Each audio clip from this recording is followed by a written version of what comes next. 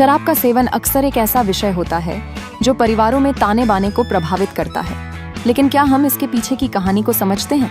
एक दिन की वार्ता एक आम आदमी की कहानी है जो जिंदगी की जद्दोजहद में उलझा हुआ है। सुबह से लेकर शाम तक परिवार की जरूरतों का बोझ उठाते हुए पिता हर कदम पर संघर्ष करता है। रोटी रोजी की चिंता, बच्चों की फीस, पत्नी की सेहत और घर की जरूरतें, ये सब उस पर भारी पड़ती हैं। जबकि वह अपने परिवार को बेहतर जिंदगी देने के प्रयास में है, उसी समय उनकी आंखों में छिपी उम्मीदें और इच्छाएं भी दिखती हैं।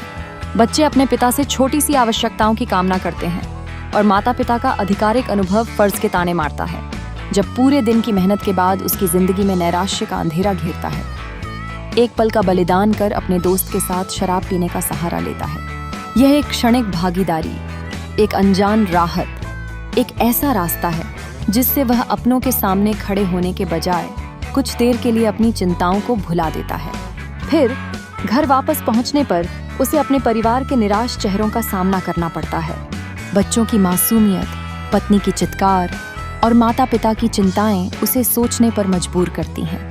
क्या 300 रुपए की शराब उतनी महत्वपूर्ण थी कि उसने परिवार के लिए जरूरी कल्याणों को नकार दिया?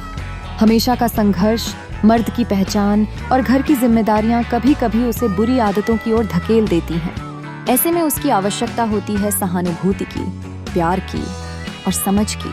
क्या हमें कभी एक पल के लिए समझने की कोशिश नहीं करनी चाहिए कि उसके दिल के अंदर क्या चल रहा है? इस समग्रता में हमें यह समझना होगा कि पारिवारिक संवाद और सामूहिक समर्पण ही एक समाधान हो सकता है। इसलिए प्रेम से ऐलान करें, मानसिकता को बदलें और सभी विषयों पर खुलकर बात करें। यही रास्ता है एक खुशहाल परिवार की ओर।